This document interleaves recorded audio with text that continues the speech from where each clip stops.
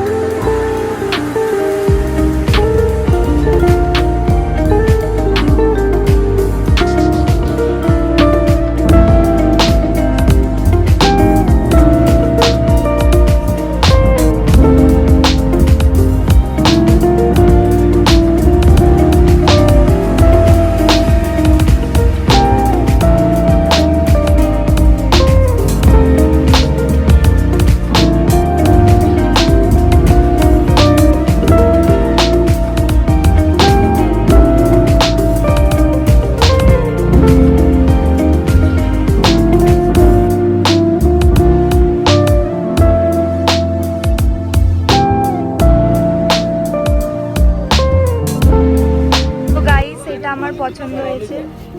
আর এই যে আমার এটিএম, কি করবি, কিনে দিবি? প্লিজ প্লিজ গাইস, আমি অনেকদিন ধরে মানে খুঁজছিলাম এরকম ডায়েরি, বাট ও কিনে দেয়নি, ঠিক আছে। একটা ডায়েরি দিয়েছিল বার্থডেতে, কি বলবো ফালতু ডায়েরি ছিল, বাট এটা আমার খুব পছন্দ হয়েছে। এটা কত 280 সামথিং কিছু একটা বলছে। কিনে কি দিবি? দিদি এই ডিজাইনটা আসবে, এটা ডিজাইনটা দেখো। আর নেই, আর নেই গো। কোনটা ভালো লাগে? এটাই ভালো লাগছে, কিনে দে প্লিজ। আচ্ছা, এ হচ্ছে আমার এটিএম, ঠিক আছে।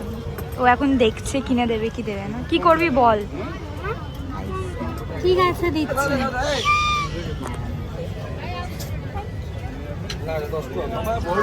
তো গাইস, এখন আমরা হোটেল খুঁজে পাচ্ছি না, ঠিক আছে।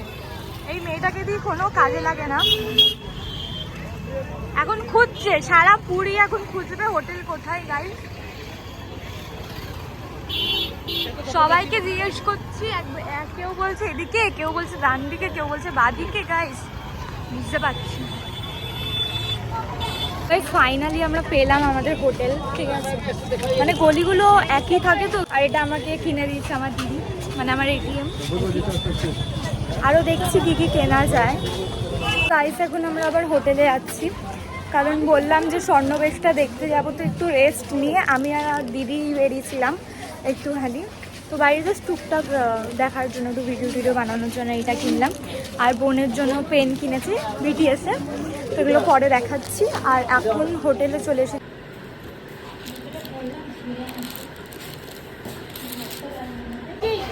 কোথায় যেন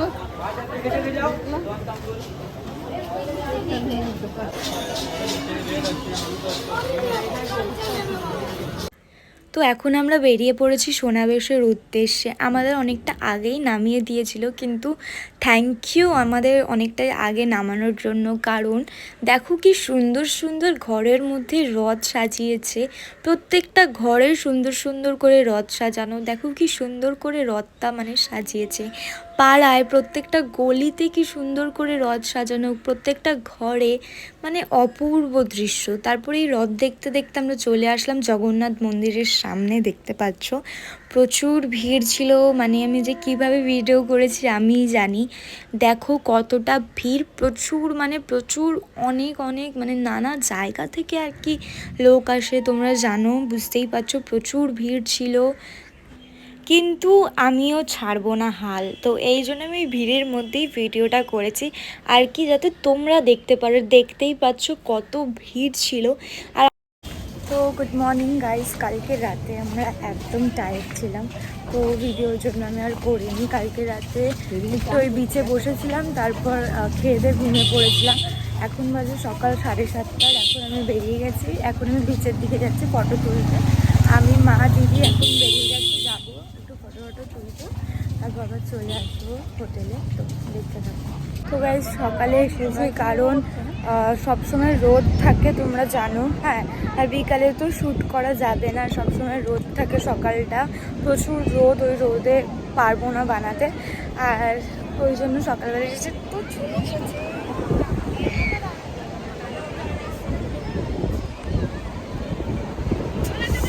গাইস মানে অনেক জায়গায় ঘুরতে যাই, প্রত্যেক বছর আমরা 2টো করে ট্যুর করি, but Puri is the best. যতবারই আসো না কেন আমার সবসময় নতুন লাগে, পুরোনো একদম হয় না।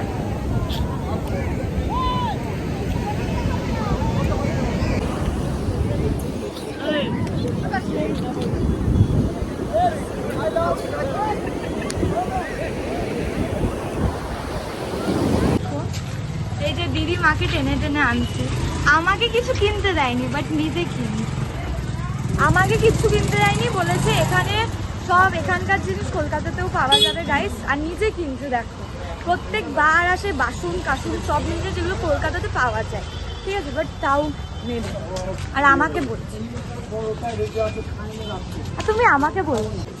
তো এখন মাকে আমি ওই শাড়িটা দেখাচ্ছি। মা এই শাড়িটা, আসো আসো। শাড়িটা বন্ধ। আরে না, এই দোকান।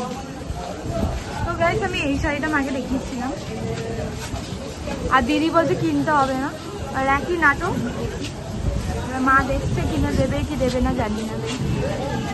তুই দেখ, তোকে আর কিনতে হবে না, তুই দেখ। এত কিপটে দিদি, মানে কি মানে সংসার। কত কিনতে লাগে তোকে? কি কিনলাম আমি? কিনলাম তো গাইস, শুধু একটা ডায়েরি কিনেছিলাম আর এটা বললাম।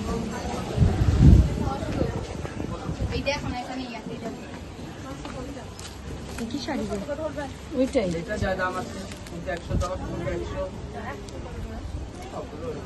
এই শাড়িটা গাইস, এই কালারটা আছে গাইস, আর একটা ওই কালারটা আছে, বাট আমি এটাই প্রেফার করব, কারণ আমার খুব ভালো লাগছে এই কালারটা, তো এটাই নেব আমি।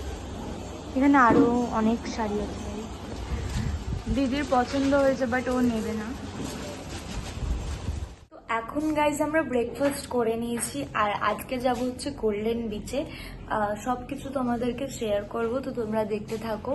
এখন আমি রেডি হব, আমি আর আমার দিদি, তারপর আমরা বেরিয়ে পড়ব। তো এখন আমি রেডি হয়ে গেছি গাইজ, আর দিদি রেডি হচ্ছে এখন। ক্রাউড যে আমরা কোনো ভালো ফটো ভিডিওস তুলতে পারিনি, তো এই জন্য আমরা এখন গোল্ডেন বিচে যাব ফটোশ্যুট করতে। তো জানি তোমরা দেখতে থাকো।